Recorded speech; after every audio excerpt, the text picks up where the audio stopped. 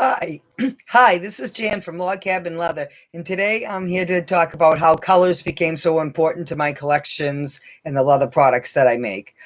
This whole month, the whole month of July, I've been sharing the stories about how birds became important to me. I started with my mother's bird book, which I have back here, and how her taking notes of which bird she saw and so forth, and it became important. I shared a story about how my parents buying a place on Lake Winnipesaukee here in New Hampshire and seeing loons on the lake and touring around to the tourist attractions and seeing the beautiful mountains and the waterfalls and the lakes and the rivers here in New Hampshire and how that really influenced my collection. And now I'm here to talk about how colors really influence my collection. And I never really gave this thought to recently when I've really been trying to dig into, how I got to do what I do and why I have it. I discovered leather. I have stories about that too. I discovered leather in 1977 when I was a college student, and I loved crafts. Once I found leather, I have never gone to another craft again. As a teacher, yes. I mean, I did all sorts of crafts with my students, but as a hobby and now a profession, leather has always been the one from that day that I bought the $2 book.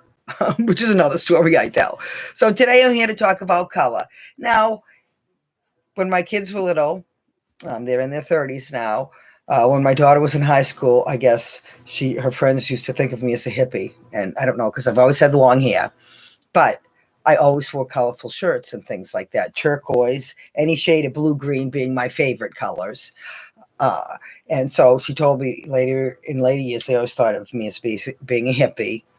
I mean, I was a little young for the Woodstock era. I'm just too young for that, but still, I love colors. Well, the other influence on colors, which I really never gave any thought to until just recently, was my father. My father loved colors. Now, we both love fall, was our favorite season. I loved nature. I loved animals. I love the color in animals. As a child, I have talked about that too.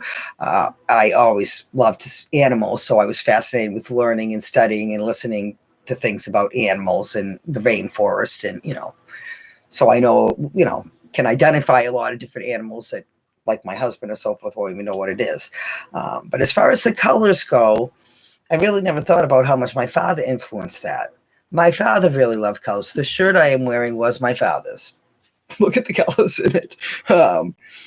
He, for most of my life, he worked at Northeastern University, and he was the editor and the publisher. And, so he had to wear suits to work. Well, my dad did not wear regular suits. He had to wear, dress pants. My father never wore a pair of jeans in his entire life. He wore, dress pants and sports jackets. Well, his sports jackets, and actually, I have a couple of them upstairs still because after cleaning out when he passed on, were the brightest colors. He had one that was all patchwork, like it was corduroy, and it had a patch of red corduroy and green, and it had all different colors all over it. I mean, he had this other one that had, almost colors like this in it. That was kind of more stripes of the colors. He had bright. He had one that was blue and white that was very, stand out or whatever. And then as time went on, and really he was retired by the time I started doing leather work, because it was in college, and he retired the year I started college. He wore all my belts. Now the belts I make also have colors. See, now I don't like plain things, which, like belts. My belt, that's what makes my belts different. I add some color to them. And I'm not really to talk about that kind of design. I'm really here to talk about birds and how this influenced my bird collection. So let's get on to that. So colors. My father was the influence. He loved colors. I love bright colors. I love animals with, macaws and stuff like that because of the gorgeous colors. So that's a big influence on one of my more recent collections. And the other thing that really influenced that collection is my connection to the Native American culture. As a classroom teacher in 1992 or 1991, Mount Kearsarge Indian Museum opened in Warner, New Hampshire. That's one town over from where I live. And I was a teacher. We taught first grade. And when that opened, we took our first grade classes there as part of, American history, American Indian history. And since then, I had volunteered. When my kids were little, I would bring them there to some of the powwows and some of the events and so forth, and would volunteer at some of those doing crafts with kids and things. I learned to weave, to do bead weaving and so forth from them, and so that was something I would teach. And actually, I'm teaching this weekend at a class on how to do that and so forth. So that was a big influence on me. When I retired from my teaching job, they recruited me to work at the museum. So ever since then, since 2012, I've been a museum educator at Mount Kearsarge Indian Museum, which means I give indoor tours of the museum. I also do tours of the medicine woods around. We don't have too many people right now that can do that tour. I do the outside tour. I also do some of the outreach for the museum, which means a program I take on the road with slide presentations and artifacts to show and so forth for the museum. But what influenced me there, and part of the tour, is you talk about Indians and the use of color. Indians love color. Now, glass beads was something that brought color to them originally, which came from the Europeans, but they love color. Color makes you feel happy, and that's my love of color. It makes you feel happy. It makes you feel good when you see bright colors. If you've gone to a powwow, you see more colors than you've ever seen together in your life. I mean, you really do. That's stunning, absolutely stunning. So after this video, I will be, each week I'm trying to write a blog. So I will post some of the pictures from some of the powwows and so forth. And the colors, again, are just amazing. So that's really been an influence on my items. So a few years ago, I came out with a collection of all sorts of jewelry, and it is based, very colorful jewelry, the feathers, which of course is a big influence from the Indian culture, and the colors, which are all based on real birds.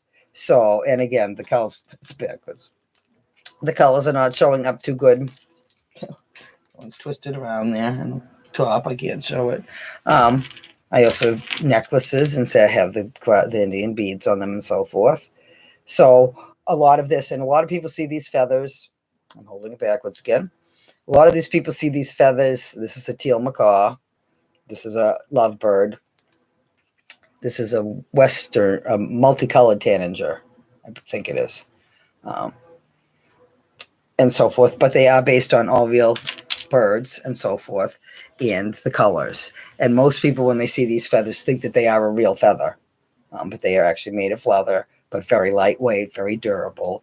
And so I love this collection. A lot of times at craft shows now, women are looking around, and there's usually a million jewelry booths. And again, I'm not strictly jewelry. I have, again, I have the feather earrings. I have necklaces to go with them. I have barrettes with them. And that's another thing I was going to mention, like as far as the use of colors and so forth at my craft shows. Now, my father passed in 2007. This shirt is something I have worn to craft shows ever since then. It generally goes to every show with me. But after, decades of use, it is starting to show signs of wear and so forth. So I have been looking into getting some other clothes, the bright colors, because I love them. And when I go to shows, a lot of times, like after an event, there'll be like a dinner for all the vendors and so forth. And at a show, I don't get to look around and talk to the vendors other than the people right in my immediate area, because I'm generally tending my booth by myself. So I can't wander very far without watching my booth. But most people can tell what product I make by how I dress. Now, typically, a lot of times I will have a braid wrap in my hair, or I have, again, a feather barrette that in these colors, which generally matches my outfits and so forth. So that's a barrette I have in my hair. I'm allergic to metal, so I can't wear the earrings, which really kind of stinks, because those would look stunning with the outfit. I have my leather belt on in general and things like that. And in colder weather, I have my leather vest, which was the first leather item I ever made. Most people can tell just by how I'm dressed. Even in the summertime when I'm not wearing the leather vest and so forth, they can tell what product I make, by how I dress, because I'm usually in something colorful and kind of native looking and so forth. And That's those are the two things that have influenced all this. So that's pretty much what I'm wanted to talk about today. If you're interested in finding out more about my products, if you want to get a special discount to purchase any of my products, then you want to join my email. I call the people on my email list my VIP insiders. I do send links to these videos in case you're not on Facebook and things like that, and or to make it easy to find them, because I know sometimes when you go to somebody's page, if they have multiple things, it's hard to find maybe what you want. So I send links to those as well as to other events and special sales I'm having and so forth. So if you want to get the best deals and discounts, you want to join my email. I send an email once, maybe twice a week. That's it. I don't bombard you unless I really have, I have a new product launch and things like that. I love input from people on my product lines, or ideas for products and things like that, suggestions, ideas. I'm always open to that. So please let me know. Again, you can message me, you can, and things like that on my website, which is logcabinleatherbyjan.com. There's a chat feature that will pop up, a messenger feature that will pop up after a minute, and you can send a message. That's probably the best way to get through to me. The email and stuff, sometimes it gets a little screwed up there, and I'm not tech savvy, so I'm not quite sure what my solution to that is. And on my Facebook page, it actually has the wrong email thing. There's a tab or something, and that's wrong. So I can't seem to figure out how to fix it. So again, you can join my email, go to my website. There's things to join it right there. You can use that chat feature if you want to ask me questions, or I can give you the link to join my email from that. I do post it on my page occasionally in the comments, although, Facebook doesn't like you to do that. So my posts don't get shared when you do things like that. So I'm trying not to do that as much. But that's going to wrap it up for now, talking about, again, how color influenced my collections and my paintings. Again, I like to use the color. I love the painting of the pictures. That's one of my favorite parts about creating my hand tool pictures is the painting of them. I love this collection because of the colors. And I hope you will too. Thank you very much. Have a great day. Once again, this is Jan from Log Cabin Leather by Jan. Thank you very much. Bye.